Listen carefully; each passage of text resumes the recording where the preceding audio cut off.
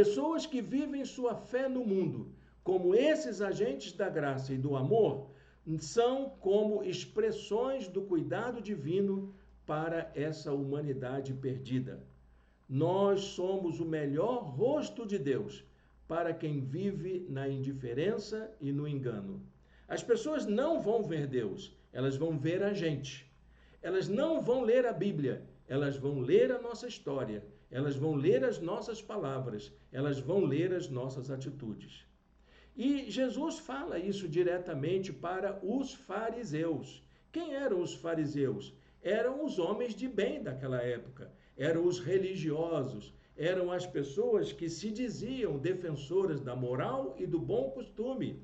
E por causa dessa afirmação, eles se transformaram em pessoas que causavam grandes prejuízos para aqueles que sofriam, para aqueles que estavam na parte de baixo da pirâmide social, principalmente aqueles que estavam envolvidos em situações morais que comprometiam sua vida social. Os fariseus estabeleciam juízos pesados, normas pesadas, critérios pesados, e fizeram isso com Jesus.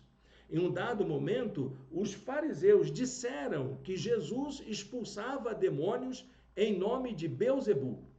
Era essa a motivação que fez com que Jesus falasse essa afirmação de que pessoas boas fazem coisas boas e pessoas más fazem coisas más.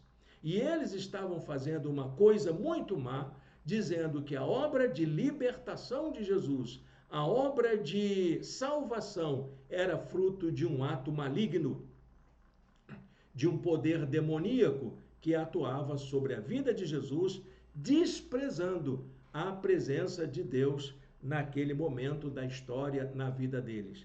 Há muitos cristãos que agem como fariseus, se dizem donos da verdade e estabelecem juízos rigorosos sobre a vida daqueles que procuram fazer o bem, que procuram oferecer uma condição de cuidado para aqueles que sofrem.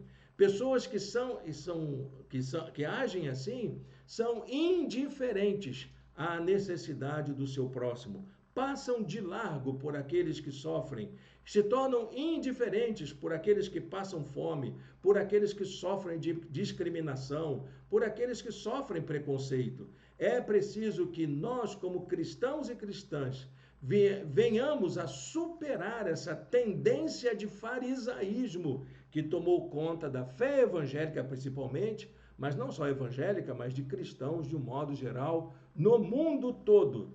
E a gente precisa reverter esse quadro, assumindo um compromisso de colocar a nossa experiência de fé a serviço do cuidado daqueles que necessitam, daqueles que são mais vulneráveis, daqueles que estão fragilizados no mundo em que nós vivemos.